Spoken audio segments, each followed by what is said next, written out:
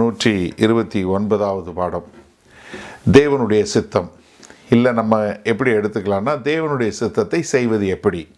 நம்ம அப்போஸ்தலனாகிய பவுல் வாழ்க்கையில் அவர் எப்படி தேவனுடைய சித்தத்தை செய்தார், அதை நம்ம எப்படி நம்மளும் அதிலிருந்து கற்றுக்கொள்ளலான்னு. அதாவது இந்த ரோமர் 15வது அதிகாரத்தில் 22லேருந்து 33 வரை உள்ள வசனங்கள். இதை வாசித்து விட்டு இந்த செய்திகளை போவோம். மொத்த வசனம் பார்க்க போகிறதில்ல, பட் இருந்தாலும் அது மொத்தமும் புரிகிறதுக்காக நம்ம அதிலிருந்து வாசித்துக்கொள்வோம். ரோமன்ஸ் 15:22லேருந்து 33 வரைக்கும். உங்களிடத்தில் வருகிறதற்கு இதனாலே அநேக தரம் தடைப்பட்டேன்.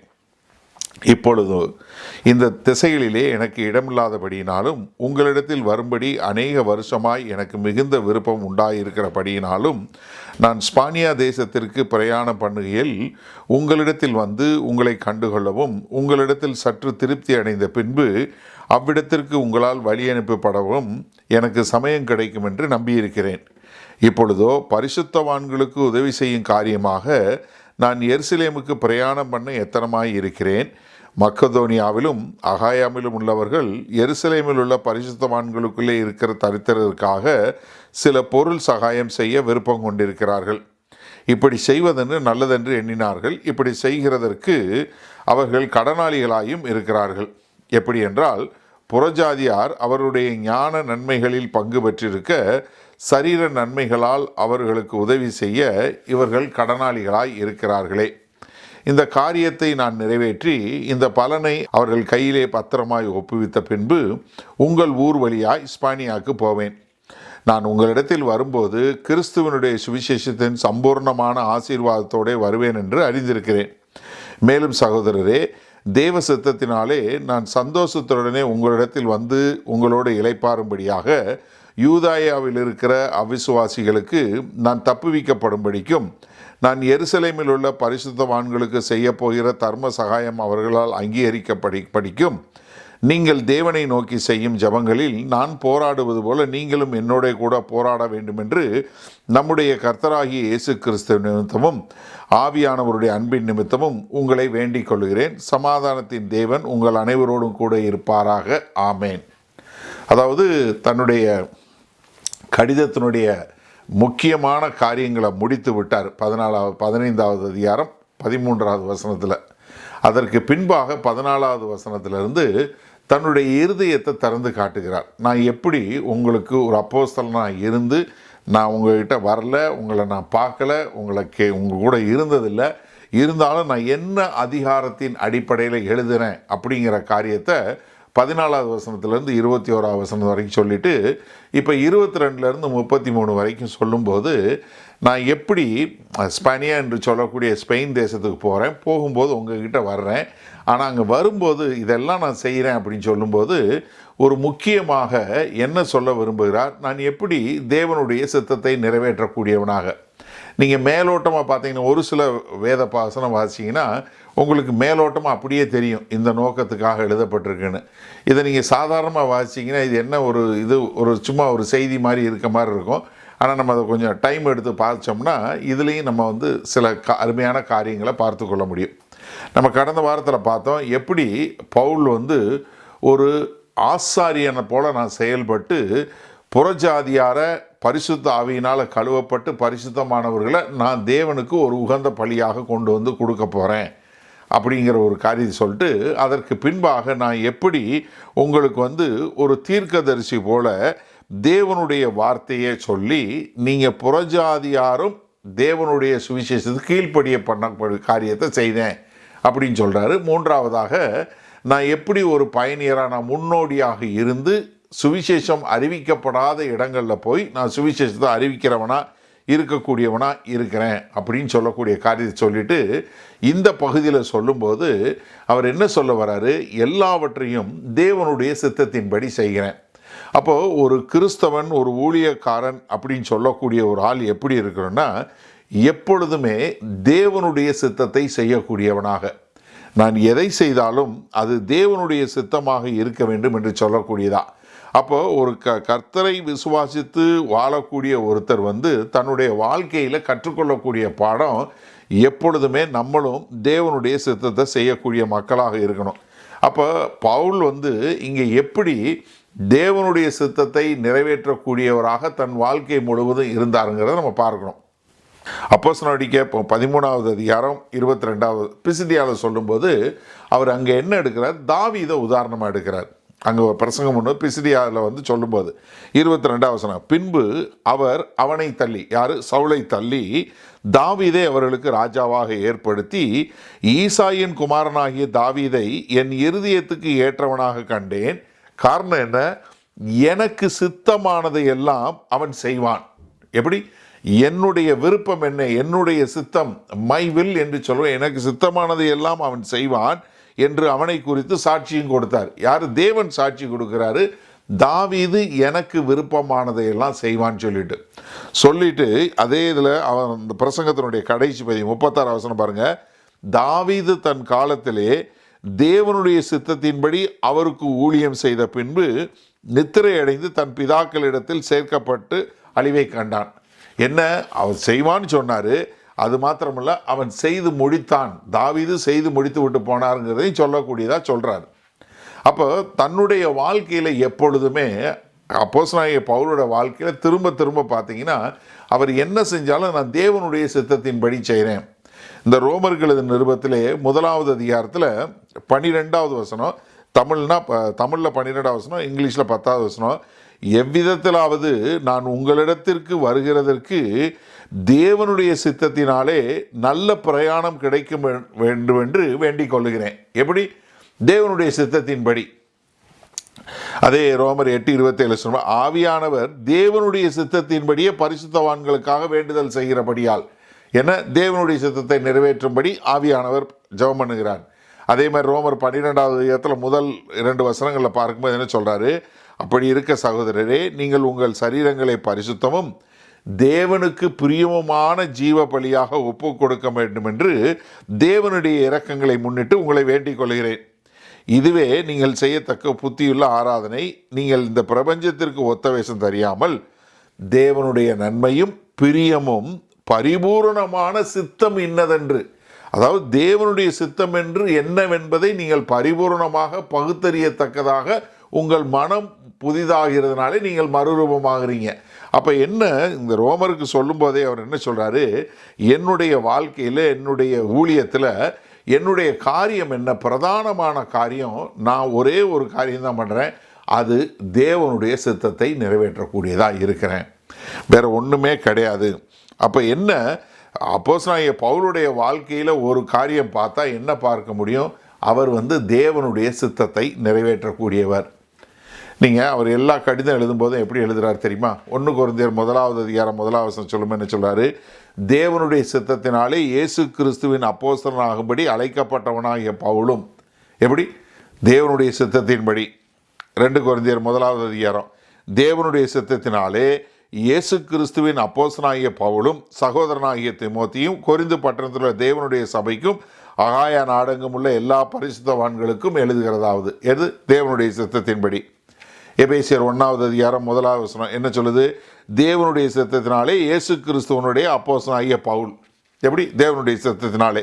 கொலோசியர் 1வது அதிகாரம் 1வது வசனம், தேவனுடைய சித்தத்தினாலே இயேசு கிறிஸ்துவின் அப்போஸ்தலனாகிய பவுலும். அப்போ என்ன, எதுனாலும் நான் என்ன, இயேசு கிறிஸ்துவனுடைய சித்தத்தின்படி, தேவனுடைய சித்தத்தின்படி நான் செய்கிறவனா இருக்கிறேன். அப்போஸ்தலர் 21வது அதிகாரத்தில் 10லிருந்து 14 வரை உள்ள வசனங்கள் பாருங்கள். நாங்கள் அநேக நாள் அங்கே தங்கியிருக்கையில் அகபு என்னும் பெயர் கொண்ட ஒரு தீர்க்கதரிசி யூதேயாவிலிருந்து வந்தான். அவன் எங்களிடத்தில் பவுலனுடைய கச்சையை எடுத்து தன் கைகளையும் கால்களையும் கட்டிக்கொண்டு, இந்த கச்சையுடையவனை எருசலேமில் உள்ள யூதர் இவ்விதமாய் கட்டி புறஜாதியர் கையில் ஒப்பு கொடுப்பார்கள் என்று பரிசுத்த ஆவியானவர் சொல்லுகிறார் என்றான். இவைகளை நாங்கள் கேட்டபொழுது எருசலேமுக்கு போக வேண்டாம் என்று நாங்களும் அவ்விடத்தாரும் அவனை வேண்டிக் கொண்டோம். என்ன, பவுல் போனால் எருசலேமில் இந்த மாதிரி கட்டி அவரை ஒப்பு கொடுப்பாங்கன்னு சொல்லி தீர்க்க தரிசனமாக சொல்லப்படுது. அதற்கு பவுலோட மறுமொழி பாருங்கள். அதற்கு பவுல், நீங்கள் அழுது என் இருதயத்தை ஏன் உடைந்து போக பண்ணுகிறீர்கள்? எருசலேமில் நான் கர்த்தராகிய இயேசுவின் நாமத்திற்காக கட்டப்படுவதற்கு மாத்திரமல்ல மரிப்பதற்கும் ஆயத்தமாக இருக்கிறேன் என்றான். அவன் சம்மதியாதபடியினாலே கர்த்தருடைய சித்தம் ஆக கடவுது என்று அமர்ந்திருந்தோம். என்ன, கடைசியில் என்ன, ஒன்றும் நடக்கல, அதனால தேவனுடைய சித்தம் நடைபெறட்டும் அப்படின்னு விட்டுட்டோன்னு. அதே மாதிரி அப்போஸ்தலர் 22வது அதிகாரத்தில் தன்னுடைய சாட்சியை சொல்லக்கூடியது. ஏன்னா அப்போஸ்தலர் 9வது அதிகாரத்தை சொல்லுவார், 22வது அதிகாரம், 26வது அதிகாரம் 3 முறை சொல்கிறார். அந்த 2வது முறை சொல்கிறது 22வது அதிகாரத்தில் 12வது வசனம் பாருங்கள். அப்பொழுது வேத பிரமாணத்தின்படியே பக்தியுள்ளவனும் அங்கே குடியிருக்கிற சகல யூதராலும் நல்லவன் என்று சாட்சி பெற்றவனுமாகிய அனனியா என்னும் ஒருவன் என்னிடத்தில் வந்து நின்று, சகோதரனாகிய சவுலே பார்வையடையாக என்றான். அந்நேரமே நான் பார்வையடைந்து அவனை ஏறிட்டு பார்த்தேன். அப்பொழுது அவன், நம்முடைய முன்னோர்களின் தேவனுடைய திருவுளத்தை நீ அறியவும், நீதிபரரை தரிசிக்கவும், அவருடைய திருவாய் மொழியை கேட்கவும் அவர் உன்னை முன்னமே தெரிந்து கொண்டார். என்ன, ஆண்டவர் உன்னை முன்னாடியே தெரிஞ்சு கொண்டாரு. எதற்கு? நீ தேவனுடைய கிறிஸ்துவனுடைய ஊழியக்காரனாக இருக்க வேண்டும் என்று சொல்லக்கூடியதா. அப்போ என்னன்னா, உங்களுடைய வாழ்க்கையில் ஒரு காரியம் மிக தெளிவாக தெரிய வேண்டும். நான் 100% தேவனுடைய சித்தத்தை நடப்பிக்கிறேன். ஏன்னா பவுல் என்ன, தன்னுடைய வாழ்க்கையில் தேவனுடைய சித்தத்தை நடப்பிப்பதற்கு தன்னை முழுமையாக ஒப்பு கொடுக்கப்பட்டவனாக இருந்தார். அதனால தான் ஒரு கிறிஸ்தவனுடைய வாழ்க்கையில் எல்லாத்தையும் காட்டிலும் மேலான ஒரு காரியம் என்ன, நீங்கள் தேவனுடைய சித்தத்தை செய்யக்கூடிய மக்களாக இருக்க வேண்டும். அப்படி தேவனுடைய சித்தத்தை நிறைவேற்றக்கூடிய மக்களாக இருக்கும்போது என்ன நடக்கும் அப்படின்னு பார்த்தீங்கன்னா, நீங்கள் தேவனுடைய சித்தத்தை நிறைவேற்றுவதனால ஆவிக்குரிய முறையில் எப்பொழுதும் ஜெயம் கொண்டவர்களாக இருப்பீங்க. 2வது, உங்களுக்கு என்ன உண்டாகும், தேவனுடைய சித்தத்தை நீங்கள் நிறைவேற்றுறதுனால உங்களுக்கு வரக்கூடிய சந்தோஷத்தினால நீங்கள் எப்பொழுதும் தேவனை மகிமைப்படுத்துகிறவங்களாக இருப்பீங்க. ஒன்று ஆவிக்குரிய முறையில் ஒரு ஜெயம், 2வது நீங்கள் தேவனை மகிமைப்படுத்தக்கூடிய காரியம். அதனால தான் இந்த பகுதியிலே, இந்த ரோமர் 15 17 18 வசனம் பாருங்கள். ஆதலால் நான் தேவனுக்குரியவைகளை குறித்து இயேசு கிறிஸ்துவை கொண்டு மேன்மை பாராட்ட எனக்கு இடம் உண்டு. புறஜாதியாரை வார்த்தையினாலும் செய்கையினாலும் கீழ்ப்படிய பண்ணும்படிக்கு அற்புத அடையாளங்களின் பலத்தினாலும் தேவ ஆவியின் பலத்தினாலும் கிறிஸ்துவானவர் என்னை கொண்டு நடப்பித்தவைகளை சொல்வதல்லாமல் வேறொன்றையும் சொல்ல நான் துணிவதில்லை. அப்போ என்ன, நான் ஒரு பிரயோஜனமற்றவனாக ஒன்றுமில்லாதவனாக இல்லை. தேவனுடைய ஊழியத்தில் ஒரு நல்ல பிரயோஜனம் உள்ள பாத்திரமாக நான் தேவனுடைய வல்லமையை பார்த்தேன், தேவனுடைய பலத்தை பார்த்தேன். ஆவிக்குரிய முறையில் அற்புத அடையாளங்கள் பலத்தினாலும் எல்லாத்தையும் பண்ணக்கூடியதா. அப்போ என்ன, நான் நான் என்ன செய்யணும், கர்த்தர் என்னை என்ன செய்ய சொல்கிறாரோ அதை செய்யக்கூடியவனாக இருந்தேன். அதனால தான் முடிக்கும்போது 2 தீமோத்தேயு 4வது அதிகாரம் 6 7 கடைசி அவர் எழுதக்கூடிய கடிதம் நான் என்ன சொல்கிறாரு, நான் இப்பொழுதே பானபலியாக வார்க்கப்பட்டு போகிறேன், நான் தேகத்தை விட்டு பிரியும் காலம் வந்தது. என்ன சொல்கிறாரு, நல்ல போராட்டத்தை போராடினேன், நான் நல்ல போராட்டத்தை போராடினேன், ஓட்டத்தை முடித்தேன், விசுவாசத்தை காத்துக்கொண்டேன். அப்போ என்ன, நான் நல்லபடியாக எப்பொழுதும் கடைசி வரை தேவனுடைய திட்டத்தை நிறைவேற்றக்கூடியவனா, தேவனுடைய சித்தத்தை செய்யக்கூடியவனாக இருந்தேன். அதனால் என்ன, அவருடைய வாழ்க்கையில் நம்ம என்ன பார்க்குறோம், ஆவிக்குரிய முறையில் ஒரு ஜெயத்தை பார்க்குறோம். இயற்கைக்கு அப்பாற்பட்ட ஒரு அற்புத அடையாளங்களை அவருடைய வாழ்க்கையில் பார்க்குறோம். அது மாத்திரமல்ல, அவருக்கு நான் தேவனுடைய காரியங்களை செய்து முடித்தேங்கிற ஒரு திருப்தி இருக்கிறத பார்க்குறோம். ஒரு சந்தோஷம், நான் எல்லாத்தையும் செய்து முடிச்சிட்டேன்னு. அப்போ இப்படிப்பட்ட ஒரு வாழ்க்கை வாழ்ந்தார்னா அவருடைய வாழ்க்கையிலிருந்து தேவனுடைய சித்தத்தை நிறைவேற்றுவதற்கு நம்ம என்ன செய்யணும், இப்போ என்ன பண்ண முடியும், அவருடைய வாழ்க்கையிலிருந்து என்ன கற்றுக்கொள்ள முடியும்? 3 காரியம். முதலாவது, ஒரு துல்லியமாக தன்னுடைய அழைப்பு என்னன்னு தெரிஞ்ச ஒரு ஆள், ப்ரிசிஷன். அதாவது தான் எதற்காக அழைக்கப்பட்டேன், தான் எதற்காக பிடிக்கப்பட்டேன், எந்த நேரத்தில் எந்த இடத்துல அப்படின்னு சொல்லக்கூடியதா அவருக்கு ரொம்ப தெளிவாக தெரியும். ஏன்னா 20ஆம் வசனம் சொல்லும்போது ஏசாயா 52:15 கோட் பண்ணுறார். நம்ம போன வாரம் பார்க்கும்போது பார்த்தோம். என்ன, அறிவிக்கப்படாத இடங்களில் நான் போய் அறிவிக்கப்பட போகிறேன், கேட்காதவங்க கேட்க போகிறாங்க, பார்க்காதவங்க பார்க்க போகிறாங்க. அதற்கு தான் என்னைய ஆண்டவர் அழைச்சிருக்கிறாரு. அப்போ என்ன, அவர் எதற்காக தேவன் அவர் அழைச்சிருக்கிறாருங்கிறத புரிஞ்சு கொண்டார். அதற்கு அவர் என்ன ஆவிக்குரிய வரங்களை கொடுத்துருக்கிறாரு அப்படிங்கிறதையும் புரிஞ்சு கொண்டார். அவர் என்ன மாதிரியான முயற்சிகள் எடுக்கணும் அப்படிங்கிறதையும் புரிஞ்சு கொண்டார்.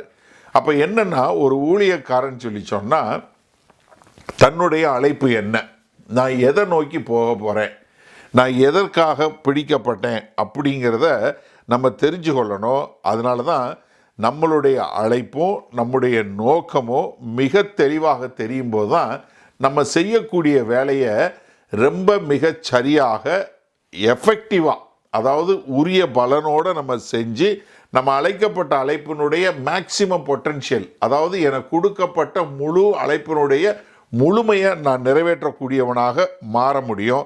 அப்போ தான் என்ன ஆண்டவர் தன்னுடைய அற்புதங்களையும் அடையாளங்களையும் செய்து காரியத்தை நிறைவேற்ற முடியும். நீங்கள் இதில் என்ன நினைக்கக்கூடாதுன்னா, எல்லாத்தையும் நான் செய்ய முடியும்னு நினைக்கக்கூடாது. இப்போ இயேசு கிறிஸ்து வாழ்க்கை எடுங்க. இயேசு கிறிஸ்து ஒரு 200 மைல் தூரம் தான் மொத்தமே அவரோட வாழ்க்கை முழுவதும். மொத்தமாக அவர் சுற்றுனதே 200 மைல் தூரம் தான். ஆனால் என்னென்னா, அவருடைய வேலை வரும் வரை, அவருக்குன்னு குறித்த காலம் வரும் வரைக்கும் அவர் அமைதியாக தான் இருந்தார். ஏன்னா யோவான் 5வது அதிகாரம் 30வது வசனத்தை சொல்லும்போது என்ன சொல்கிறாரு, நான் என் சுயமாய் ஒன்றும் செய்கிறதில்லை, நான் கேட்கிறபடியே நியாயம் தீர்க்கிறேன், எனக்கு சித்தமானதை நான் தேடாமல் என்னை அனுப்பின பிதாவுக்கு சித்தமானதையே நான் தேடுகிறபடியால் என் தீர்ப்பு நியாயமாய் இருக்கிறது. அது மாத்திரமல்ல, 7வது அதிகாரம் 30வது வசனத்தில் என்ன சொல்கிறாரு, யோவான் 7:30, அப்பொழுது அவரை பிடிக்க வகை தேடினார்கள், ஆனாலும் அவருடைய வேலை இன்னும் வராதபடியினால் ஒருவனும் அவர் மேல் கை போடவில்லை. அடுத்து யோவான் 8:20 பார்த்தோம்னா, தேவாலயத்தில் இயேசு உபதேசம் பண்ணுகிற போது தருமப்பெட்டியில் இருக்கும் இடத்தில் இந்த வசனங்களை சொன்னார், அவருடைய வேலை இன்னும் வராதபடியால் ஒருவனும் அவரை பிடிக்கவில்லை. அப்போ என்ன, அவருக்குன்னு குறிக்கப்பட்ட இடம், அவருக்குன்னு குறிக்கப்பட்ட நேரம், அது ரொம்ப குறுகிய ஒரு காரியம். அவர் என்னன்னா, தான் எதற்காக அழைக்கப்பட்டேன், நான் எல்லாருக்காக அழைக்கப்படலை, என்ன ரொம்ப தெளிவாக சொல்லி கொடுக்குறாரு. நான் யாருக்காக வந்தேன், தொலைந்து போன இஸ்ரவேல் தேச மக்களுக்காக. ஏன்னா லூக்கா 19:10வது வசனம் சொல்லும் என்ன சொல்றாரு, இழந்து போனதை தேடவும் ரட்சிக்கவுமே மனுஷகுமாரன் வந்திருக்கிறார் என்றார். அப்போ என்ன, கர்த்தராகிய இயேசு கிறிஸ்து மிக தெளிவாக தான் யார், தான் எதற்காக வந்தேன், என்ன செய்ய வந்தேங்கிறத மிக தெளிவாக அழகாக நேர்த்தியாக தெரிஞ்சு கொண்டு அதை நொடிச்சார். அது மாத்திரமல்ல, மரித்து உயிர்த்தெழுந்த பின்பும் அவர் என்ன பண்ணார், அப்போஸ்தலர் 1வது அதிகாரம் 3வது வசனத்தில் பார்க்கிறோம், அவர் பாடுபட்ட பின்பு 40 நாள் அளவும் அப்போஸ்தலருக்கு தரிசனமாகி தேவனுடைய ராஜ்யத்துக்குரியவைகளை அவர்களுடனே பேசி அநேகம் தெளிவான திருஷ்டாந்தங்களினாலே அவர்களுக்கு தம்மை உயிரோடு இருக்கிறவாக காண்பித்தார்.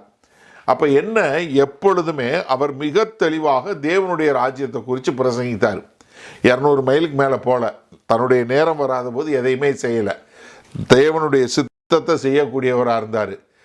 என்ன, தன்னுடைய வாழ்க்கையினுடைய மொத்த காரியத்தையும் ஒரு 12 பேருக்கு ஊற்றினார். தன்னுடைய மொத்த காரியத்தையும் தான் போதித்தது. இப்போ நம்ம மத்தேயு சண்டே மார்னிங்கில் நம்ம மத்தேயு படித்து கொண்டு இருக்கிறோம். மத்தேயு பார்க்குறோம் 15வது அதிகாரத்துக்கு அப்புறம் 16வது அதிகாரத்திலிருந்து அவர் தன்னுடைய சீஷர்களோடு தான் பேசுகிறார். பிரதானமாக வெளியே எங்கேயுமே பேசலை. அதற்கு பின்பாக முழுக்க அவர் தன்னுடைய சீஷர்களுக்கு தான் போதிக்கிறார். 6 மாத காலம், அந்த கடைசி 6 மாத காலம் அவர் வேறு யாருக்குமே உபதேசம் பண்ணலை. அந்த மாதிரி அந்த 12 பேருக்கு மாத்திரம் பண்ணுறாரு. ஏன்னா அவருக்கு தெரியும் அவர் எதற்காக அழைக்கப்பட்டார்னு. பவுல் அதே மாதிரி தான், அவரும் அதை புரிந்து கொண்டார். பவுல் என்ன, யூதேயா தொடங்கி இல்லரிக்கம் வரைக்கும் 1400 மைல் போனார். ஆனால் பவுலுடைய காரியம் பாருங்கள், ஒரு ஊருக்கு போவார், பிரசங்கம் பண்ணுவார், மக்கள் ரட்சிக்கப்படுவாங்க, அங்கே ஒரு சபையை நிறுவுவார், அங்கே ஒரு தலைவர்களை தேர்ந்தெடுப்பார், அங்கே தலைவரை அப்பாயின்ட் பண்ணுவார், அடுத்த ஊருக்கு போவார், மறுபடியும் திரும்ப வருவார், அவங்கள மறுபடியும் ஆவியில் திடப்படுத்தி பலப்படுத்தி மறுபடியும் விட்டுட்டு போவார். இதை திரும்ப 3 முறையும் தான் போன பகுதிகளுக்கு தான் திரும்ப போனார். ஏன்னா அப்போஸ்தலர் 15வது அதிகாரத்திலையும் பார்க்குறோம், மறுபடியும் அவங்க கடிதம் வாங்கிட்டு அவர் என்ன சொல்கிறாரு, நம்ம ஏற்கனவே போன இடங்களுக்கு போய் நாம் விசுவாசிகளை பலப்படுத்துவோன்னு தான் போகிறாரு. அப்போ திரும்ப என்ன பண்ணுறாரு, ஒரு இடத்துக்கு போகிறாருன்னா அவர் போகிற இடத்துல போய் அவங்களுக்கு போய் மறுபடியும் அந்த காரியங்களை நிறைவேற்றக்கூடியவரா. ஆனால் இங்கே நம்ம என்ன பார்க்குறோன்னா, ரோமாபுரிக்கு வரணும், அவங்களுக்கும் கர்த்தருடைய வார்த்தையை சொல்லி கொடுக்கணும் அப்படிங்கிறது ரொம்ப தீவிரமாக இருக்கார். நீங்கள் அப்போஸ்தலர் 9வது அதிகாரம் 6வது வசனத்தில் பார்த்தீங்கன்னா, பவுல் நடுங்கி திகைத்து, ஆண்டவரே, நான் என்ன செய்ய சித்தமாய் இருக்கிறீர் என்றான். அதற்கு கர்த்தர், நீ எழுந்து பட்டணத்துக்குள்ளே போ, செய்ய வேண்டியது உனக்கு சொல்லப்படும் என்றார். என்ன கேட்குறாரு? ஆண்டவரே, நீர் யார்? நான் என்ன செய்ய சித்தமாய் இருக்கிறேன்? நீ எழுந்து பட்டணத்துக்குள்ளே போ, அங்கே உனக்கு சொல்லப்படும். 15வது வசனத்தில் பாருங்கள், அதே அப்போஸ்தலர் 9வது அதிகாரத்தில், அதற்கு கர்த்தர், நீ போ, அனனியாவுக்கு சொல்கிறார், அவன் புறஜாதிகளுக்கும் ராஜாக்களுக்கும் இஸ்ரவேல் புத்திரருக்கும் என்னுடைய நாமத்தை அறிவிக்கிறதற்காக நான் தெரிந்து கொண்ட பாத்திரமாய் இருக்கிறான். ரொம்ப ஸ்பெசிஃபிக்காக எதற்காக அப்படிங்கிறது ஆண்டவர் சொல்லி கொடுக்குறாரு. அதே இதை திரும்ப மறுபடியும் சொல்லும்போது அப்போஸ்தலர் 22:21 சொல்லும்போது, அதற்கு அவர், நீ போ, நான் உன்னை தூரமாய் புறஜாதிகளிடத்தில் அனுப்புவேன் என்று சொன்னார் என்றான். என்ன, உன்னைய நான் புறஜாதிக்கு அனுப்புகிறேன், யூதர் அல்லாத புறஜாதி மக்கள்கிட்ட போ அப்படின்னு சொல்லக்கூடியதான். அப்போஸ்தலர் 26வது அதிகாரத்தில் சொல்லும்போது, அக்ரிப்பாட்ட சொல்லும்போது, அப்பொழுது நான், ஆண்டவரே, நீர் யார் என்றேன். அதற்கு அவர், நீ துன்பப்படுத்துகிற இயேசு நானே. இப்பொழுது நீ எழுந்து காலூன்றினில், நீ கண்டவைகளையும் நான் உனக்கு தரிசனமாகி காண்பிக்க போகிறவைகளையும் குறித்து உன்னை ஊழியக்காரனாகவும் சாட்சியாகவும் ஏற்படுத்துகிறதற்காக உனக்கு தரிசனமானேன்.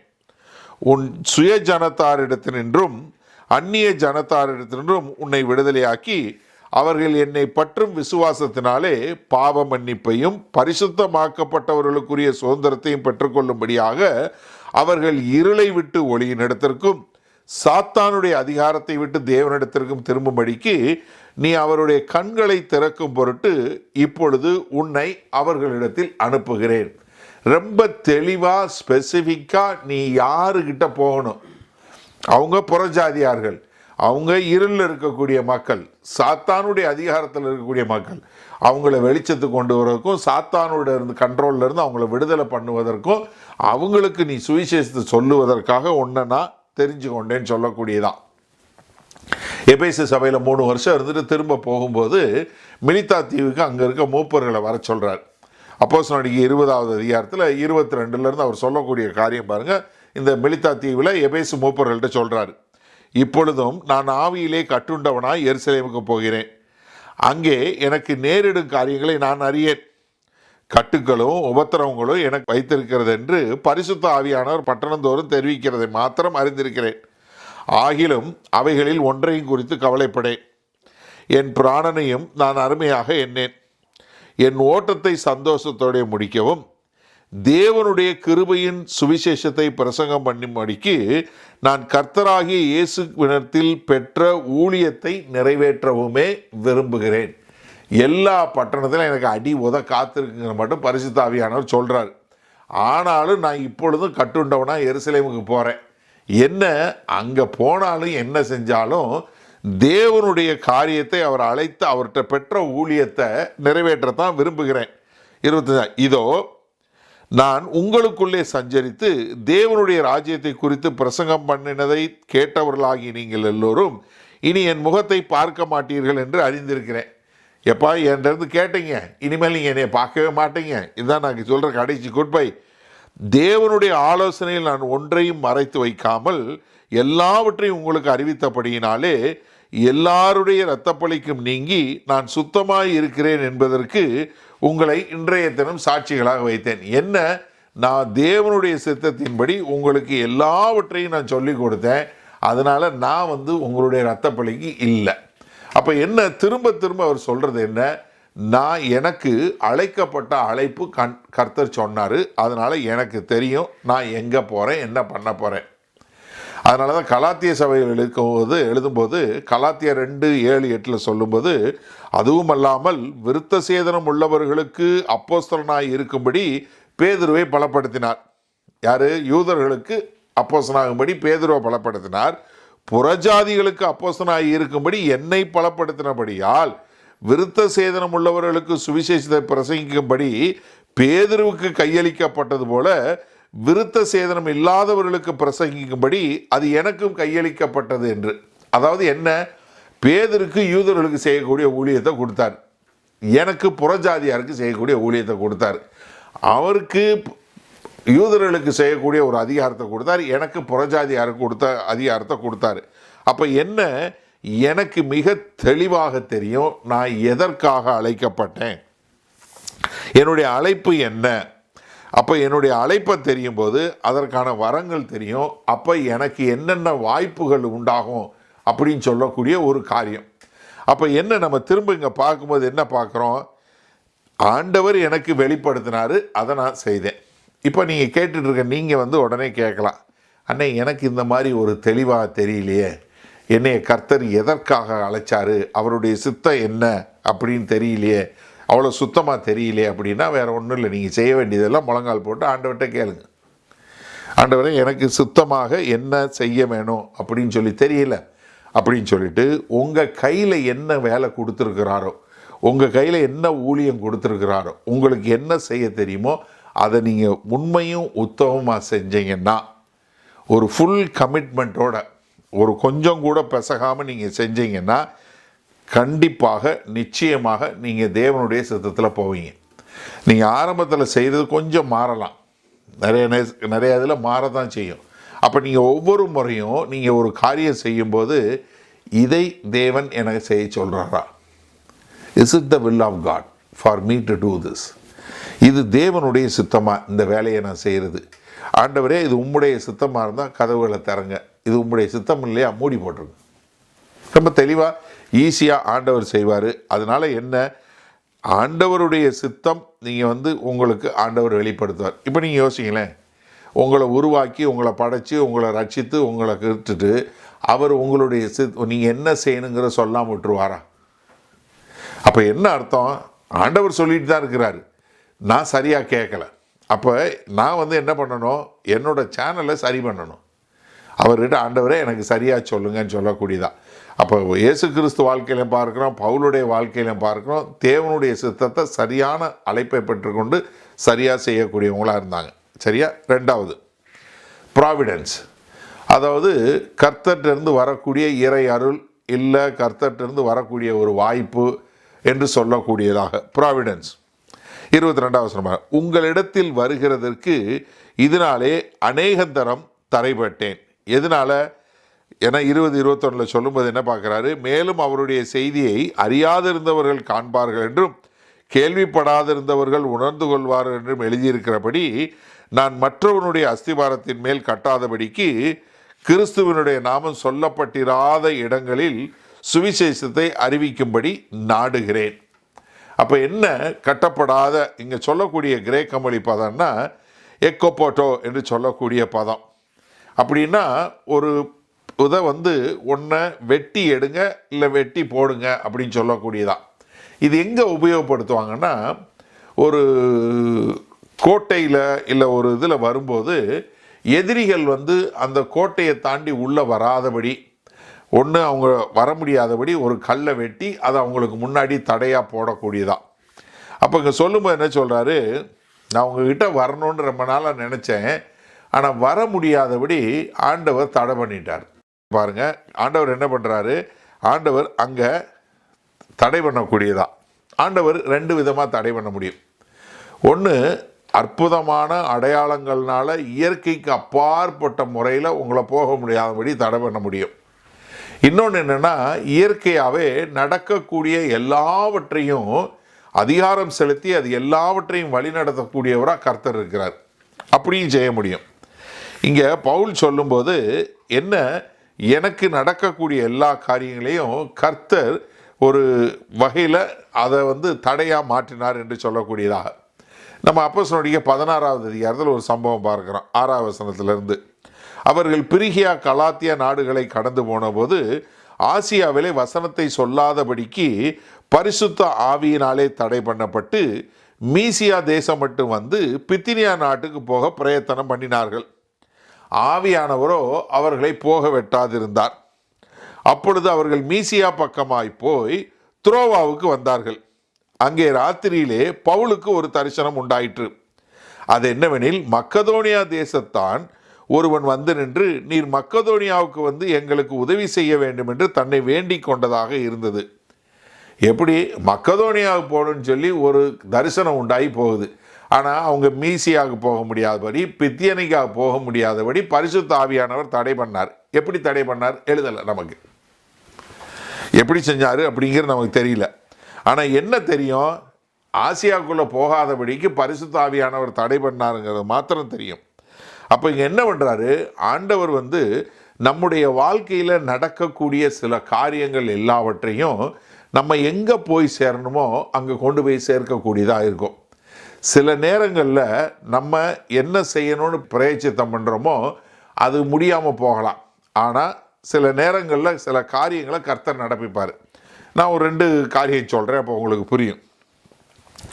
நான் அமெரிக்காவில் ஒரு இடத்துக்கு போயிருக்கும்போது ஒரு முறை அகஸ்டின் ஜெபக்குமாரன் வந்திருந்தாங்க, நாங்களும் வந்திருந்தோம்.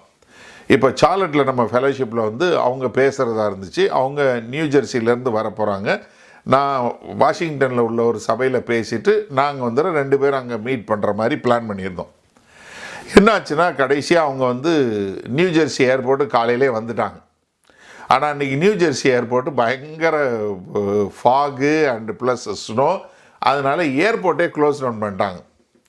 இவங்க மத்தியானம் 3 மணி, காலையில் 8 மணிலேருந்து வெயிட் பண்ணிகிட்டே இருக்கிறாங்க ஏர்போர்ட்டில். 3 மணி வரைக்கும் இவங்களால் முடியல. நான் வாஷிங்டனில் நான் சார்லட் போயிட்டேன். போனால் 3 மணிக்கு சொல்கிறாங்க, இது வரைக்கும் நின்னாச்சு, இனி என்ன பிளேன் எடுத்தாலும் வர முடியாது, ஏன்னா அங்கேருந்து வர்றதுக்கு ஒரு 3 மணி நேரம் ட்ராவல் பண்ணணும், டைம் வேறு போயிடுச்சு. அதனால் நாங்கள் என்ன பண்ணுறோம், அதுக்கப்புறம் சார்லட்லேருந்து அடுத்த மீட்டிங் சிக்காகோ, அதனால் நாங்கள் இங்கேருந்து சிக்காகோக்கு வந்துடுறோம், அதனால் ஏப்ரஹாம் நீயே ப்ரீச் பண்ணிட்டு வந்துரு அப்படின்னாரு. என்ன இது நம்ம ப்ரீச் பண்ணுவோம், பட் இருந்தாலும் ஆசிரியர் வர்றாங்கன்னு தானே எல்லோரும் எதிர்பார்த்துட்டு இருப்பாங்க அப்படின்னு நான் சொன்னேன். சரிண்ணே, ஒரு வீடியோ மட்டும் ரெக்கார்ட் பண்ணி கொடுத்துருங்க, நான் அந்த இது ஏர்போர்ட்டில் இருந்து அப்படின்னு சொல்லி அவங்க ஃபோன்லேயே ஒரு வீடியோ ரெக்கார்ட் பண்ணி கொடுத்து, இந்த மாதிரி என்னால் வர முடியல, கர்த்தர் கண்டிப்பாக பேசுவார், ஏப்ரஹாம் மூலம் பேசுவார்னு சொல்லி ஒரு வீடியோ போட்டு கொடுத்துட்டா நான் போயிட்டேன். இப்போ இந்த வீடியோ போட்டு நான் அந்த இதில் பேசுகிறதுக்காக நான் போய் நின்றுட்டுருக்கேன். அப்போ நம்ம கிரீன்ஸ்பாரோலேருந்து ஒருத்தரும் நம்ம சகோதரன் ராஜரத்னம் அவங்க ரேலியில் இருக்கிறாங்க. இவங்க 2 பேரும் அங்கே வந்தவங்க. அவர் ஜான் பார்த்த உடனே திடீர்னு ஓடி போய் ராஜரத்னத்தை, ஐயா உங்கால் இருக்கிறாரு, நீங்கள் இப்போ எப்பயும் பார்த்துக்கிட்டே இருப்பீங்களே, சொல்லுவீங்களே ஏப்ரஹாம்னு, அவர் இருக்கிறாரு, அவர் தான் நிற்கிறார், நீங்கள் வாங்கன்னா அவங்க 2 பேரும் ஒரே சந்தோஷமாக என்னையை மீட் பண்ணாங்க. அப்போ நான் சொன்னேன், இந்த மாதிரி அவங்க வரல, நான் தான் பிரசங்கம் பண்ண போகிறேன். ரைட், ஓகே, நான் அன்றைக்கி நான் பிரசங்கம் பண்ணேன். அதுக்கப்புறம் அவங்கள்ட்ட பேசினேன். அப்போ தான் ராஜரத்னம் சொன்னார், நான் ஏதாவது கர்த்தருக்குன்னு செய்ய விரும்புகிறேன்னு. நான் சொன்னேன், இப்போ தான் நாங்கள் டெய்லி டிவோஷன் ஒன்று ஆரம்பிக்க போகிறோம், அந்த டெய்லி டிவோஷனுக்கு நீங்கள் ஏதாவது செய்ய முடியும்னா செய்யுங்கன்னு. ஐயோ, நான் நல்லா இமேஜ் க்ரியேட் பண்ணுவேன், எல்லாம் பண்ணுவேன்னு. இன்றைக்கி கிட்டத்தட்ட நம்ம புதிய ஏற்பாட்டில் ஒரு 4000 வசனங்களுக்கு நம்ம ஒரு வீடியோ, 4000 ஒவ்வொரு வசனத்திற்கும் ஒரு வீடியோ, 4000 வசனத்துக்கு வீடியோ போட்டிருக்கோம், 6 நிமிஷம். அதுக்கு இமேஜ் கிரியேட் பண்ணது ராஜரத்னம். அதை யூடியூப்பில் வீடியோ ரெடி பண்ணி தினசரி அப்லோட் பண்ணியிருக்காரு.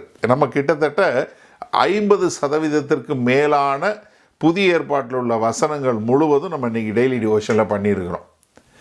அதில் ஒரு பகுதி, இந்த யூடியூப் பகுதி முழுவதையும் பார்த்து கொள்வது ராஜரத்னம். யோசிச்சு பாருங்கள், கர்த்தரோட ப்ராவிடன்ஸ் பாருங்கள். ரொம்ப ஒரு அருமையாக, அவ்வளோ அழகாக ஆண்டவர் செஞ்சுருக்கிறார். நான் நிறைய அந்த மாதிரி சொல்ல முடியும். நம்ம இந்த வீடியோ எடுத்துகிட்டு இருக்கோங்க, நீங்கள் பார்க்குறீங்க, யூடியூப்பில் பார்க்குறீங்க. நம்ம வீடியோ எடுக்கிறதுக்கு முன்னாடி ஒரு தம்பி இருந்தார். அவர் நான் தான் எடுப்பேன்னாரு. சரி, சந்தோஷம். அவர் ஏதோ வந்ததும் ஒரு காலகட்டத்தில் நான் இனிமேல் எடுக்க மாட்டேன்னு போயிட்டார். நான் சபையை விட்டு போகிறேன்னு. கரெக்டாக அப்போ பார்த்து அனிஷா வந்தாங்க. நான் சொன்னேன், அம்மா நீ எடுப்பியான்னு. ஐயோ, எனக்கு அதுதான் அங்கிள் என்னோட ஒரே ட்ரீமு அப்படின்னு சொன்னாங்க. இந்த இன்றைக்கி பாருங்கள், 4 வருஷமாக 5 வருஷமாக கிட்டத்தட்ட 5 வருஷமாக இன்றைக்கி எல்லா வீடியோவும் ரெக்கார்ட் பண்ணி உங்களுக்கு இன்றைக்கி யூடியூப்பில் நீங்கள் பார்க்குற எல்லாருக்கும் அவங்க ஒரு பெரிய ஒரு ஆசீர்வாதமாக தான், கர்த்தரோட ப்ராவிஷன். அதே மாதிரி முன்னாடி நம்மக்கிட்ட ஒரே ஒருத்தர் தான் வொர்ஷிப் பண்ணுவார், ஒரு தம்பி. அவர் தான் கிட்டார் போடுவார், அவர் தான் பாட்டு பாடுவார். ஆனால் அவருக்கு கல்யாணம் ஆச்சு, பிள்ளை வந்தவங்க அவர் ரொம்ப தடுமாறினார், பிரச்சனையாச்சு. அவர் வேறு சர்ச்சுக்கு போகிறேன், என்னை ஆண்டவர் வெளியே இடத்துக்கு அழைச்சிருக்கேன்னாரு. நாங்கள் பார்த்தோம், எதுவும் மியூசிக் இல்லை, ஒன்றுமே இல்லை, கைதட்டி பாடுவோன்னு சொல்லி கைதட்டி பாட ஆரம்பித்தோம். ஒரு பிரச்சனை இல்லை. இன்றைக்கி பாருங்கள், ஒருத்தர் நம்ம சபையில் அத்தனை ஒர்ஷிப் லீடர்ஸை கர்த்தர் எழுப்பியிருக்கிறார். இப்போ யாராவது ஒர்ஷிப் லீடர்ஸ் ரோட்டா போட்டு வந்தாலே ஒருத்தவங்க பாடுறதுக்கு 3 மாதம் வரைக்கும் வெயிட் பண்ணுற அளவுக்கு அத்தனை லீடர்ஸை கொண்டு வந்திருக்கிறார். இது காட்ஸ் ப்ராவிடன்ஸ். நான் தான் சொல்கிறேன்ல, எப்போவுமே தெரிஞ்சுக்கொள்ளுங்க, நான் இல்லைன்னா ஊழியம் இல்லைன்னு நினைக்காதீங்க. நமக்கு கர்த்தர் கொடுத்துருக்கிறது, நமக்கு ஒரு வாய்ப்பு கொடுத்துருக்கிறாரா, அந்த வாய்ப்புக்கு தேவையான காரியத்தை கர்த்தர் கொடுப்பார். நம்ம ஒரு முறை கீபோர்டு வாங்கணும்னு பார்த்தோம். அஞ்சனே கீபோர்டு வாங்கம்மா ஜெபம் பண்ணுங்க அப்படின்னு. சபையில் காசு இருந்துச்சு, அழகாக வந்து நம்ம அந்த காசை கொடுத்து கீபோர்டு வாங்கியிருக்கலாம். இருந்தாலும் இது கர்த்தர் நம்மளை வாங்க சொல்கிறாரா, நான் சொன்னேன் ஒன்றும் பிரச்சனை இல்லை, ஜெபம் பண்ணுவோம் எல்லாம் சொல்லிட்டு அந்த இவ்வளோ காசு ஆகுன்னு சொல்லி பசங்க சொன்னாங்க. நான் சொன்னேன் ஓகேடா, நோ ப்ராப்ளம், ஜெபம் பண்ணுவோம். அப்போது நம்ம சர்ச்சில் உள்ள ஒரு சகோதரி, அந்த பிள்ளைக்கு வந்து 16வது பிறந்தநாள். ஸோ அந்த பிள்ளை பர்த்டேக்கு போய் நான் ஜெபம் பண்ணிட்டு வரும்போது அந்த பிள்ளை சொல்லிச்சு, uncle I want to give you some ஆஃபரிங்னு. நான் சொன்னேன் நீ எதுக்குமா காணிக்க கொடுக்குன்னு. இல்லை எனக்கு பர்த்டேக்கு நிறையா காசு வந்திருக்கு, எனக்கு என்னமோ தோணுது நீங்கள் சர்ச்சுக்கு ஏதோ வாங்க போகிறீங்க, அதுக்கு ஆண்டவர் கொடுக்க சொல்கிறார். என்ன வாங்க சொன்னார் நீ நினைக்கிற அப்படின்னு. ஏதோ மியூசிக் இன்ஸ்ட்ருமெண்ட்டுன்னு மட்டும் எனக்கு தெரியும்னு. சரி ஓகே தேங்க்யூன்னு வாங்கிட்டேன். 200 பவுண்டு. எனக்கு இது ரொம்ப ஒரு இதாக இருந்துச்சு. நான் இது சொல்லிகிட்டு இருக்கும்போது இந்த மாதிரி இந்த பிள்ளை, இந்த சின்ன பிள்ளைக்கு இவ்வளோ கொடுத்துருக்கணும், அடுத்த வாரமே நம்ம திவ்யாக்கா வந்து ஒரு 200 பவுண்டுக்கு மேலே கொண்டு வந்து என்கிட்ட கொடுத்து காணிக்க கொடுத்தாங்க. நான் சொன்னேன் ஏன்ட்டு எது காணிக்க கொடுக்குறீங்க அப்படின்னு கேட்டேன். இல்லை அப்ரஹாம், நீங்கள் வந்து ஏதோ சாதனம் வாங்க போகிறீங்க, அதுக்கு கர்த்தர் கொடுக்க சொன்னார்னு. யோசிச்சு பாருங்கள், 2 பேர் காசு கொடுத்தாங்க, அப்புறம் இன்னும் கொஞ்சம் காசு இருந்துச்சு, கரெக்டாக வந்துச்சு. என்னென்னா இது தேவன் நம்மளை வந்து ஒரு காரியம் செய்ய சொல்கிறாருன்னா அதுக்கேற்ற காரியங்களை எல்லாம் முன்னாடியே ஏற்பாடு பண்ணிடுவார். நம்ம என்ன செஞ்சாலும் அது என்ன செய்யணுமோ அதுக்கான காரியங்களை முன்னாடியே கொடுத்துருவார். நீங்கள் யோசிச்சு பாருங்கள், நம்ம வாழ்க்கையில் நடக்கிற ஒரு சில நேரத்தில் தடையாக இருக்கலாம், ஆனால் அந்த தடையே என்னவா மாறிடும், பெரிய ஆசீர்வாதமாக மாறிடும். யோசேப்போட வாழ்க்கை எடுங்க. யோசேப்பை அவங்க அப்பா வீட்டில் அவ்வளோ பலவர்ண அடித்து அவ்வளோ சந்தோஷமாக இருந்தவர். அவரை தூக்கி குழியில் போட்டாங்க, குழியிலேருந்து எடுத்து அடிமையாக விற்றாங்க. கடைசியில் பாத்திபர் வீட்டுக்கு போனார், அங்கேருந்து சிறைச்சாலைக்கு போனார். அப்புறம் கடைசியில் ஒரு கனவை மொழிபெயர்த்து கடைசியில் எங்கே போனார், இதுக்கு போயிட்டார். கடைசி அவங்க சகோதரர்களை பார்க்கும்போது ஆதியாகமம் 50வது அதிகாரம் 20-21 வசனம் சொல்லும்போது என்ன சொல்கிறாரு, எப்படி நீங்கள் வந்து எனக்கு தீமை செய்ய நினச்சிங்க, ஆனால் கர்த்தரோ என்னை முன்னாடியே அனுப்பிச்சு உங்களுக்கு ஒரு காரியத்தை செய்ய வச்சார், இது கர்த்தருடைய கரம், கர்த்தர் என்னை கொண்டு வந்தார் என்று சொல்லக்கூடியதாக அவங்களுக்கு ஆகாரத்தையும் கொடுக்கக்கூடியது. இன்னொரு உதாரணம் யாரை பார்க்குறோம், எஸ்தர். நல்லா அழகாக பிறந்தாங்க, சித்தப்பா கொண்டு வந்து கடைசியில் அவன் ராஜாவுக்கு பிடிக்கக்கூடியதாக வந்து அங்கே கொண்டு போய் ராஜகுமாரியாக வச்சாங்க. கரெக்டாக யூதர்களை அழிக்கணும்னு நினைக்கும் போது அவங்க மூலமாக யூதர்கள் எல்லோரையும் விடுதலை செய்யக்கூடிய ஒரு ஆளாக மாறினாங்க. அப்போ என்னென்னா, கர்த்தர் சில நேரங்களில் நமக்கு ஒரு தடையை கொடுக்குறாரா, கவலையப்படாதீங்க, அது கர்த்தருடைய ப்ராவிடன்ஸ். இப்போ பவுலுக்கு இங்கே இவ்வளோ காலம் வரணும்னு நினச்சார், வர முடியல. ஆனால் என்ன, அது கர்த்தர் தடை பண்ணார். இவ்வளோ காலம் ஆச்சு. கர்த்தர் டைரெக்டாக பண்ணலாம், சாத்தானை கொண்டு பண்ணலாம், எதை கொண்டும் பண்ணலாம். ஆனால் நமக்கு தேவையை கர்த்தர் கரெக்டாக நம்மளுடைய ப்ராவிடன்ஸை கரெக்டாக கொடுப்பார். அப்போ நம்மளுடைய ஊழியங்களில் நமக்கு தேவனுடைய அழைப்பை தெரிஞ்சு கொண்டு சரியான துல்லியமான அழைப்பை தெரியும் போது தேவனுடைய அருள் அழகாக நமக்கு என்ன வேணுமோ அதை கொடுக்கக்கூடியதாக இருக்குது. 3வதாக ஒரு காரியம், பிளானிங், திட்டம். 3 Pயை சொல்லியாச்சு, அதனால் அது ரொம்ப ஈஸி, மறக்க முடியாது நீங்கள். சரியா? பிளானிங், திட்டமும் முக்கியம். இப்போ கர்த்தர் வந்து எனக்கு இதை செய்ய சொல்லியிருக்கிறாரு, அதுக்கான எல்லா ப்ராவிடன்ஸையும் கொடுத்துருக்கிறாருன்றதுக்காக நான் சும்மா இருக்கக்கூடாது. நம்ம திட்டமிடக்கூடிய மக்களாகவும் இருக்கணும். ஏன்னா கர்த்தரே ஒரு திட்டத்தோடு தான் செயல்படுறாரு, அப்போ நம்ம திட்டம் இல்லாமல் செயல்படக்கூடாது. 23 வசனம் பாருங்கள். இப்பொழுது இந்த திசைகளிலே எனக்கு இடமில்லாதபடியினாலும் உங்களிடத்தில் வரும்படி அநேக வருஷமாய் எனக்கு மிகுந்த விருப்பம் உண்டாயிருக்கிறபடியினாலும். அப்போ என்ன, உங்ககிட்ட வரணும்னு நான் ஒரு திட்டம் போட்டிருந்தேன், அதை அநேக வருஷமாக வச்சுருக்கேன். அநேக வருஷமாக உங்ககிட்ட வந்து சேரணும் அப்படின்னு சொல்லக்கூடியதாக.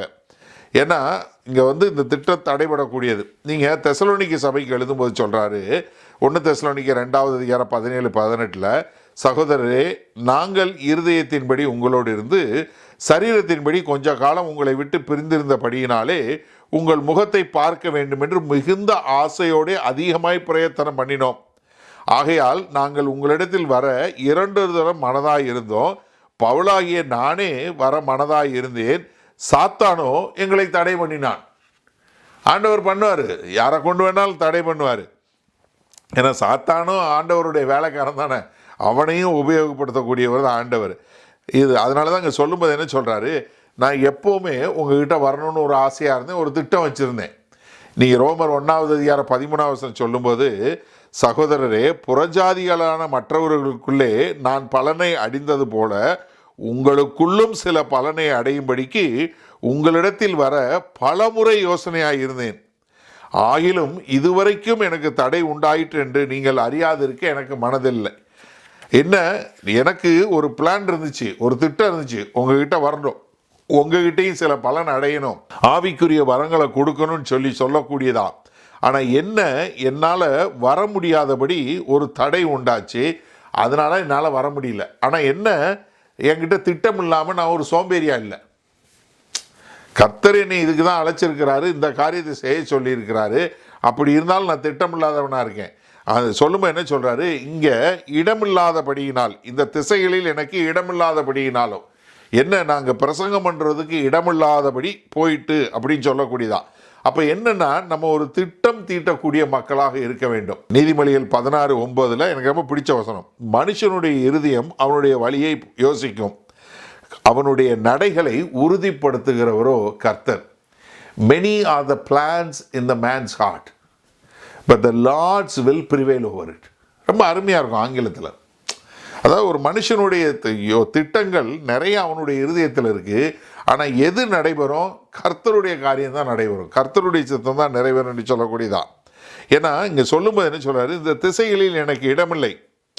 என்ன காரணம், நான் எருசலேம் தொடங்கி இல்லிரிக்கம் வரைக்கும் உள்ள எல்லா தூரத்துலையும் நான் போயிட்டேன், அங்கே இருக்கிற எல்லா சபைகள்லையும் நான் பிரசங்கம் பண்ணிட்டேன், எந்தெந்த பகுதியில் சபைகளை உருவாக்க முடியுமோ அங்கெல்லாம் சபையை உருவாக்கிட்டேன். இப்போ நான் என்ன பண்ண முடியாது, நான் இங்கே வந்து இடம் இல்லை. ஏன்னா 19 சொல்லும்போது என்ன சொல்கிறாரு, இப்படி எருசலேம் துவக்கி சுற்றிலும் இல்லிரிக்கம் தேசம் வரைக்கும் கிறிஸ்துவின் சுவிசேஷத்தை பூரணமாய் பிரசங்கித்திருக்கிறேன். என்ன முழுமையாக நான் பிரசங்கித்திருக்கேன். அப்போ நம்ம என்ன தப்பாக புரிஞ்சு கொள்ளக்கூடாதுன்னு சொல்கிறேன். அப்போ எல்லோரும் கிறிஸ்தவங்களாயிட்டாங்களா? இல்லை, அவர் அதை சொல்லலை. நான் பிரசங்கம் பண்ணிட்டேன். இல்லை எல்லா கிறிஸ்தவர்களும் ஒரு பூரண நிலைக்கு வந்துட்டாங்களா? இல்லை, அதையும் அவர் சொல்லலை. நான் எனக்கு கொடுத்த வேலையை நான் செஞ்சு முடிச்சிட்டேன். நான் எங்கே செய்யணுமோ பிரசங்கம் பண்ணணுமோ பிரசங்கம் பண்ணேன். ரட்சிக்கப்பட்டவங்க ரட்சிக்கப்பட்டாங்க, ரட்சிக்கப்பட்டவங்களை பலப்படுத்துகிற காரியம் செஞ்சுட்டேன். பட் என்னென்னா, நான் உங்ககிட்ட வரணும்னு அநேக வருஷங்களாக திட்டம் போட்டு கொண்டிருக்கேன், என்னால் வர முடியல. பட் காரணம் என்ன, எனக்கு மனசுக்குள்ளே ஒரு விருப்பம் இருந்தாலும் எனக்கு ஒரு கடமை இருக்குது. என்னைய புறஜாதிகளுக்குள்ளே பேச அனுமதிச்சார். ஆனால் நான் என்ன வெயிட் பண்ணுறேன், கர்த்தருடைய திட்டம் நிறைவேறுவதற்காக நான் காத்திருக்கிறேன். அதனால் நான் என்ன ஒரு சுய கட்டுப்பாட்டோட நான் கர்த்தருக்கென்று காத்து கொண்டு இருக்கிறேன். நான் என்னுடைய வேலையை செய்து என்னுடைய கடமையை விட்டுட்டு நான் வர விரும்பலை.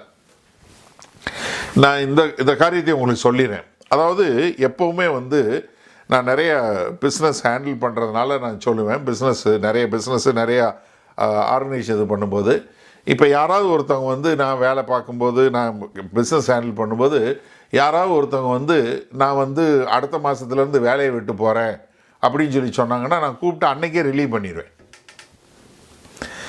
ஒரு மாதம் சம்பளத்தை கொடுத்து அன்றைக்கே ரிலீவ் பண்ணி, நீ அடுத்த மாதம் வரைக்கும் நீங்கள் வெயிட் பண்ண வேணாம் ராஜா, நீ போகணுன்னு முடிவு பண்ணிட்டா கிளம்பிடு. ஏன்னா நீங்கள் போகணுன்னு நினச்சிட்டீங்க, இந்த கம்பெனி விட்டு போகணுன்னு நினச்சிட்டிங்கன்னா அப்போ நீங்கள் பிரயோஜனம் கிடையாது.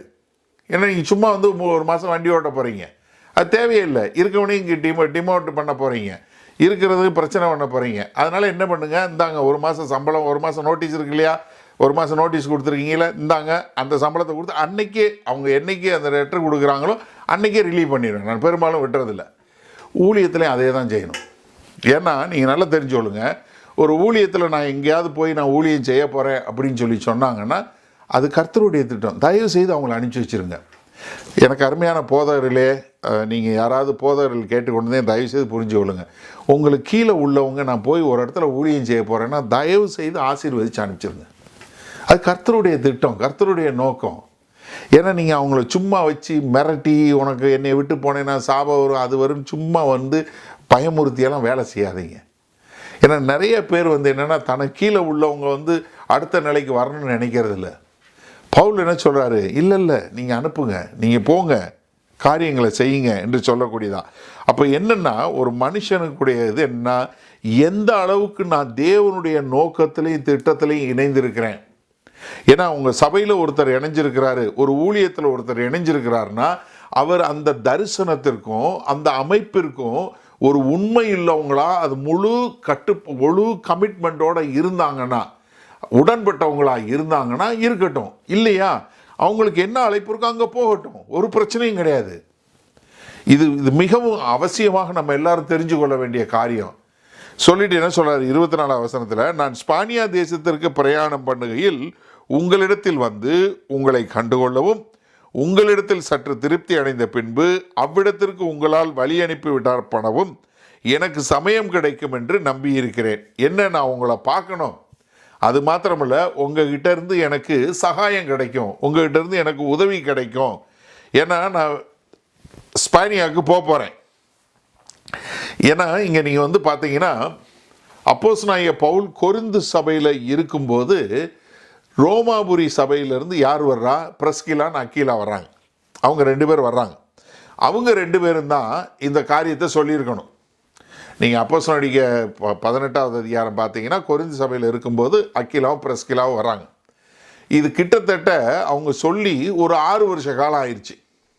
இந்த சம்பவம் வரும்போது இந்த 6 வருஷ காலமாக எனக்கு என்ன ஒரு ஆசை, நான் ஸ்பானியாவுக்கு போகணும்னு ஒரு ஆசை. போகும்போது ரோமாபுரி வழியாக போகணும், ரோம் வழியாக போகணும் அப்படின்னு சொல்லக்கூடியதான். இந்த 6 வருஷமாக எனக்குள்ளே இருக்குது. என்ன, நான் போகும்போது உங்ககிட்டையும் கொஞ்சம் பலன் அனுபவிக்கணும், உங்களுக்கும் சில ஆவிக்குரிய வரங்களை கொடுக்கணும்னு விரும்புகிறேன். நீங்கள் ரோமர் 1வது அதிகாரம் 11 பாருங்களேன். உங்களிலும் என்னிலும் உள்ள விசுவாசத்தினால் உங்களோட கூட நானும் ஆறுதல் அடையும்படிக்கும் உங்களை காண வாஞ்சியாக இருக்கிறபடியினாலே எவ்விதத்தாலாவது நான் உங்களிடத்தில் வருகிறதற்கு தேவனுடைய சித்தத்தினாலே எனக்கு நல்ல பிரயாணம் சீக்கிரத்தில் கிடைக்க வேண்டும் என்று வேண்டிக் கொள்கிறேன். சகோதரரே, புறஜாதிகளான மற்றவர்களுக்குள்ளே நான் பலனை அடைந்தது போல உங்களுக்குள்ளும் சில பலனை அடையும்படிக்கு உங்களிடத்தில் வர பலமுறை யோசனையாயிருந்தேன். ஆகிலும் இதுவரைக்கும் எனக்கு தடையுண்டாயிற்று என்று நீங்கள் அறியாதிருக்க எனக்கு மனதில்லை.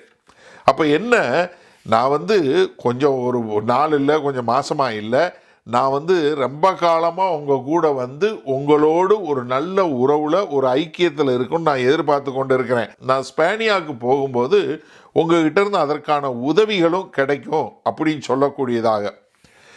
இப்போ நீங்கள் யோசிச்சு பாருங்கள், இப்போ ரோமுக்கு வர்றாரு, ரோமில் ஏற்கனவே சுவிசேஷம் அறிவிக்கப்பட்டுருச்சு, ரோமில் சபை இருக்குது.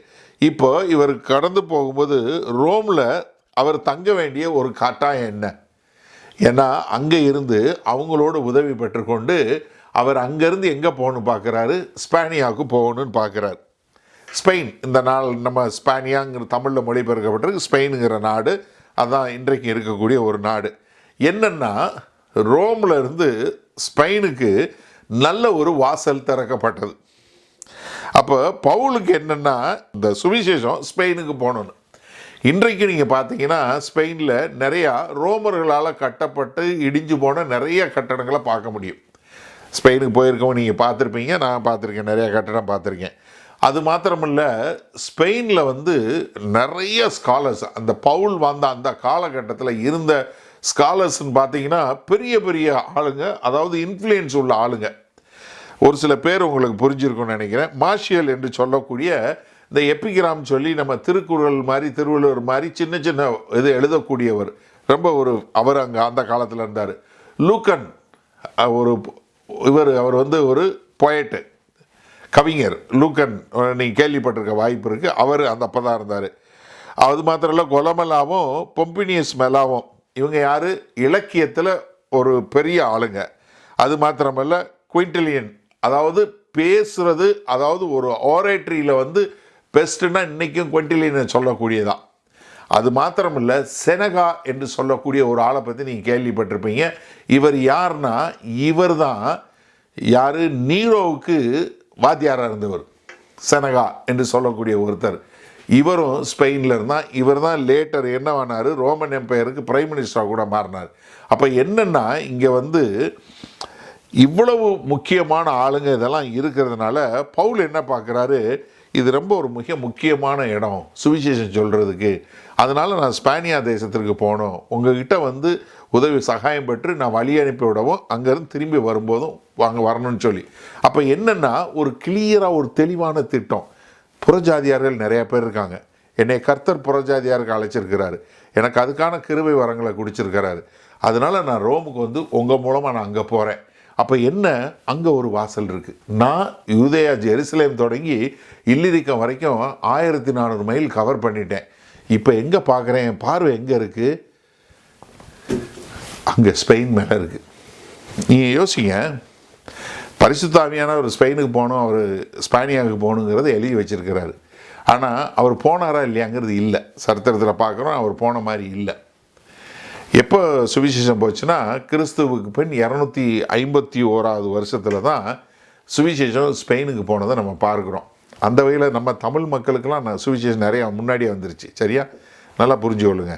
ஏன்னா அவங்கெல்லாம் லேட்டு, நமக்கு முன்னாடியே வந்துருச்சு, நமக்கு தாமஸே வந்துட்டார். சரியா, 251 வருஷத்துக்கு அப்புறம். இப்போ இந்த கடிதம் எழுதும்போது கிட்டத்தட்ட 50வது வருஷம், ஏறக்குறைய ஒரு 200 வருடங்களுக்கு முன்பாகவே அப்போஸ்தலனாகிய பவுலில் ஒரு திட்டம், ஸ்பானியாவுக்கு சுவிசேஷம் கொண்டு போகணும். யோசிச்சு பாருங்க, ஒரு தொலைநோக்கு பார்வை, ஒரு திட்டம் கர்த்தர் என்கிட்ட சொல்லியிருக்கிறாரு, நம்ம இதை செய்யணும். இப்போ இந்த செய்தியை கேட்டுக்கொண்டு நீங்கள் பாருங்கள், முதல்ல உங்கள் அழைப்பு உங்களுக்கு என்னன்னு தெரியுமா? ஏன்னா தேவனுடைய சித்தம் செய்யணும்னா முதல்ல உங்களுக்கு என்ன தெரியணும், உங்களுடைய அழைப்பு, முழுமையான அழைப்பு, நீங்கள் எதற்காக அழைக்கப்பட்டிருக்கீங்க அப்படிங்கிற ஒரு அழைப்பு உங்களுக்கு தெரியுமா? ரெண்டாவது, அந்த அழைப்புக்கு கர்த்தருடைய ப்ராவிடன்ஸ் என்று சொல்லக்கூடிய தேவனுடைய அருள், தேவனுடைய முன்குறிக்கப்பட்ட காரியங்கள் இருக்கிறத நீங்கள் பார்க்குறீங்களா? சில நேரத்தில் தடைகளாக இருக்கலாம், சில நேரத்தில் கர்த்தர் கொடுக்கக்கூடிய காரியங்களாக இருக்கலாம், இல்லை வாய்ப்புகளாக இருக்கலாம். ஏன்னா நிறைய நேரங்களில் வந்து பார்த்தீங்கன்னா உங்களை போக விடாதபடி தடை பண்ணும்போது அதுவே பெரிய ஆசீர்வாதமாக இருக்கிறத பார்க்குறோம். அப்போ அப்படிப்பட்ட ஒரு தடையான ஒரு காரியம் உங்கள்கிட்ட இருக்குதா? சிந்திச்சு பாருங்கள். மூன்றாவது, அவங்கக்கிட்ட திட்டம் இருக்கா? எப்படி இதை நீங்கள் செய்ய போகிறீங்க யோசிச்சு பாருங்கள். நான் மறுபடியும் சொல்கிறேன், இந்த டெய்லி டிவோஷன் ஆரம்பித்தது ஒரு சின்ன முயற்சி. புதிய ஏற்பாடு முழுவதும் எந்த வசனத்துக்கும் யாருக்கும் எந்த சந்தேகம் இருக்கக்கூடாது, அந்த வசனம் முழுவதும் சொல்லி கொடுக்கணும்னு ஆரம்பித்தோம். ஒரு சின்ன முயற்சி. எத்தனையோ சபைகள் இருக்குது, தமிழ் சபைகள் எவ்வளோ பெரிய சபைகள் இருக்குது. நாங்கள் லண்டனில் இருக்கிறோம், ஒரு சின்ன சர்ச் தான் மீதி சர்ச்சோட கம்பேர் பண்ணும்போது. ஆனால் எங்களை கொண்டு கர்த்தர் இவ்வளோ காரியங்களை செய்கிறாரு. ஏன்னா எங்ககிட்ட ஒரு திட்டம் இருக்குது. நாங்கள் புதிய ஏற்பாடு முழுவதும் இப்படி சொல்லி கொடுக்கணும், தேவனுடைய திட்டங்களை, தேவனுடைய ஆலோசனை சொல்லி கொடுக்கணும், எல்லா புஸ்தகத்தில் உள்ள பைபிள் ஸ்டடியை எடுத்து கொடுக்கணும், அதுக்கான எல்லா மெட்டீரியல்ஸும் ஃப்ரீயாக கொடுக்கணும்னு. இன்றைக்கு பாருங்கள், அதற்கேற்றார் போல் கர்த்தர் ஆளுங்களை கொண்டு வர்றாரு. கடிதம் எழுதுறதுக்கு ஒரு ஆள், அதை டிரான்ஸ்லேட் பண்ணுறதுக்கு ஒரு ஆள், பிரிண்ட் பண்ணுறதுக்கு ஒருத்தவங்க, அதை கொடுக்கறதுக்கு ஒருத்தவங்க, இப்படி எல்லாத்தையும் ஆண்டவர் கொடுக்குறாரு. காரணம் என்ன? we have a definite plan. எப்படி இந்த ஒரு பிளானை வந்து எக்ஸிக்யூட் பண்ண முடியும்? நான் அடிக்க ஒரு முறை எங்கள் சபையில் உள்ள மக்கள்கிட்ட நான் சொல்கிறது தான், யாரோ ஒருத்தர் தெரிஞ்சோ தெரியாமலோ தப்பி தவறி நம்ம வெப்சைட்லேயோ இல்லை யூடியூப் சேனல்லையோ வந்து யாராவது ஒரு கிறிஸ்தவங்க வந்தால் அவங்க வந்து இல்லைன்னு சொல்லி போகவே கூடாது. அவங்களுக்குரிய எந்த ஒரு பைபிள் சந்தேகமாக இருந்தாலும் சரி, அவங்களுக்கு தேவையான ரிசோர்ஸஸ், எதற்காக நாங்கள் நோட்ஸ் கொடுக்குறோம், இதெல்லாம் உங்களை தகுதி உள்ளவர்களாய் மாற்ற வேண்டும். எந்த பைபிள் ஸ்டடியாக இருந்தாலும் எல்லா நோட்ஸும் எல்லாமே இலவசமாய் நாங்கள் எங்கே கொடுக்குறோம்? ஏன் கொடுக்குறோம்? எல்லா புஸ்தகமும் இலவசம், எல்லாமே ஏன் கொடுக்குறோம்? ஏன்னா நீங்கள் எப்படியாவது ஒரு தகுதியுள்ள மக்களாக மாற்றி, நாங்கள் மாத்திரம் இல்லை, எங்களுக்கு பின்பாக we want to leave a legacy like that. ஏதோ வந்தோம் வாழ்ந்தோம் 4 பிரசங்கம் பண்ணோம் இல்லை, நாங்கள் we want to change, அந்த மாதிரி ஒரு பெரிய ஒரு தாக்கத்தை உண்டு பண்ணிட்டு போனோம். அப்படிப்பட்ட ஒரு தாக்கத்தை உலகம் முழுவதும் உண்டாக்கணுங்கிறதுக்காகத்தான் அப்படிப்பட்ட ஒரு திட்டத்தோடு நாங்கள் செயல்படுறோம். இப்போ உங்கள் திட்டம் என்ன? இந்த செய்தியை கேட்டுக்கொண்டு இருக்கிறீங்க, இந்த தரிசனத்தில் உங்கள் திட்டம் என்ன?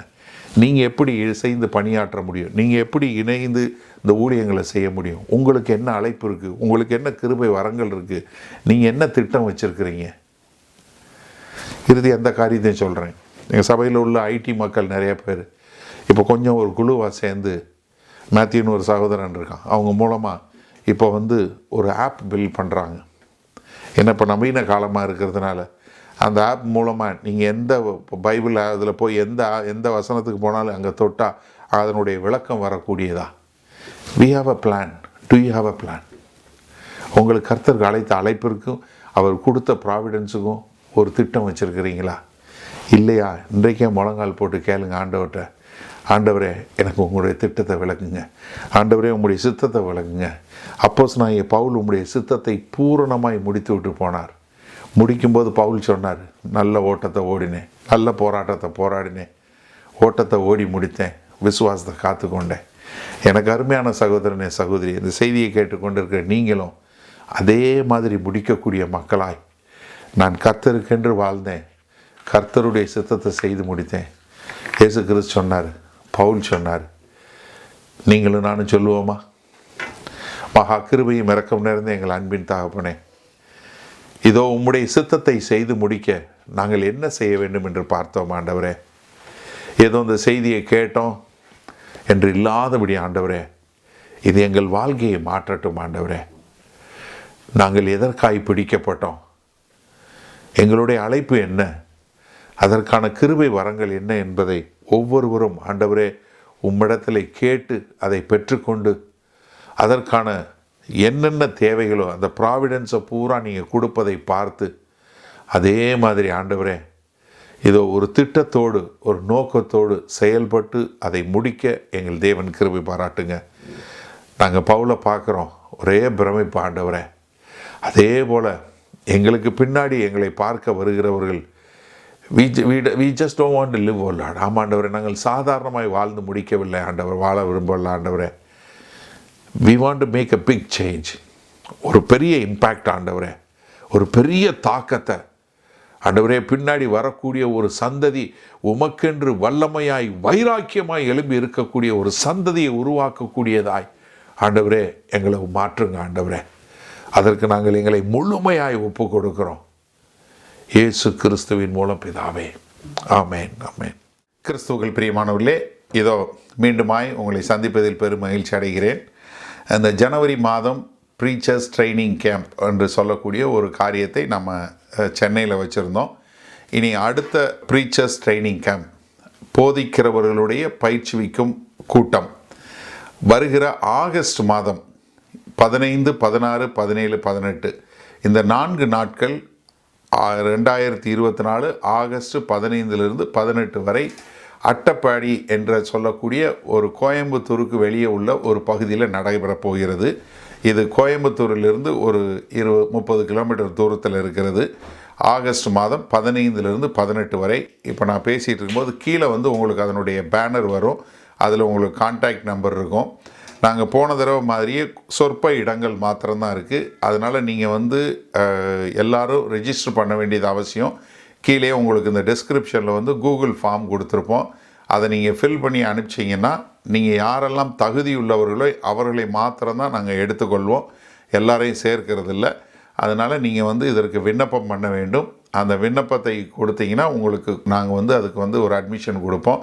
அப்படிப்பட்ட மக்களுக்கு நீங்கள் எப்படி ஒரு நல்ல தேறினவர்களாய் போதிக்க முடியும், தேவனுடைய வார்த்தையை எப்படி கற்றுக்கொள்ள முடியும், நீங்கள் எப்படி தேவனுக்கென்று வாழ முடியும் என்று சொல்லக்கூடிய காரியத்தை உங்களுக்கு பயிற்றுவிப்போம். இந்த முறை என்னோடு வேறு சில ஊழியர்களும் கலந்து கொண்டு இந்த பாடங்களை உங்களுக்கு சொல்லிக் கொடுப்பாங்க, போதிப்பாங்க. நல்ல இதை எப்படி தங்களுடைய வாழ்க்கையில் பயன்படுத்தி நல்ல ஊழியர்களாய் இருக்கக்கூடிய மக்களும் அவருடைய சாட்சிகளை உங்களோடு பகிர்ந்து கொள்வார்கள். இது உங்களை தேவனுடைய வார்த்தையிலும் தேவனுடைய பிரசன்னத்திலும் நீங்கள் தேவனுக்கென்று வாழ்வதிலும் உங்களை உற்சாகப்படுத்தி உங்களை அடுத்த நிலைக்கு கொண்டு செல்வதற்கு மிகவும் பிரயோஜனமாக இருக்கும் என்பதில் எந்த விதமான மாறுபாடான கருத்தும் இல்லை. அதனால் கூடிய விரைவிலேயே நீங்கள் இதை புக் பண்ணிட்டீங்கன்னா, இதை நீங்கள் கீழே உள்ள ஃபார்ம் அனுப்பிச்சு நீங்கள் புக் பண்ணிட்டீங்கன்னா அது உங்களுக்கு பெரிய ஆசீர்வாதமாக இருக்கும். ஆகஸ்ட் மாதம் 15ஆம் தேதி நாம் கோயம்புத்தூர் பக்கத்தில் உள்ள அட்டப்பாடியில் சந்திப்போம். God bless you. உங்களில் யாருக்காவது ஜெப தேவைகள் இருக்குமானால் நீங்கள் உங்களுடைய வீடுகளில் உங்கள் கதவை பூட்டி நீங்கள் ஆண்டவரை நோக்கி ஜெபம் பண்ணுங்கள். உங்களுடைய எல்லா விதமான பலவீனங்களை குறித்து தெரிந்து வைத்திருக்கிற தேவன், எப்போதும் ஜீவன் உள்ள தேவன், உங்களுடைய ஜெபங்களை கேட்டு உங்களுக்கு பதில் கொடுப்பார். நீங்கள் வேற ஒரு ஆள்கிட்ட போகணும், வேற ஒருத்தவங்கிட்ட போய் ஜெபத்துக்கு போகணும்னு அவசியம் இல்லை. நீங்கள் ஜெபம் பண்ண ஆண்டவராகிய இயேசு கிறிஸ்துவை ஏற்றுக்கொண்ட எல்லாரும் பிதாவாகிய தேவன்கிட்ட ஜெபம் பண்ணால் அந்த ஜெபத்தை கேட்டு பதில் கொடுக்கக்கூடிய அன்புள்ள பரமபிதா தான் நமக்கு இருக்கிறாரு. அதனால் தைரியமாக நீங்கள் ஜெபம் பண்ணுங்க. அதே சமயத்தில் இன்னொரு காரியமும் நாங்கள் சொல்கிறோம், எங்களுக்காய் ஜெபம் பண்ணுங்க. ஏன்னா வேத வசனத்தில் அதான் சொல்லியிருக்கு, நீங்கள் எந்த ஊழியக்காரரையும் ஜெபம் பண்ண போங்கன்னு சொல்லலை, ஆனால் ஊழியக்காரருக்காக ஜெபம் பண்ண சொல்லியிருக்கு. நாங்கள் தைரியமாக தேவனுடைய வார்த்தை இன்னும் அதிகமாய் பிரசங்கிக்க எங்களுக்காய் நீங்கள் ஜெபிக்கும்படி கேண்டிக் கொள்கிறேன். ஆமேன்.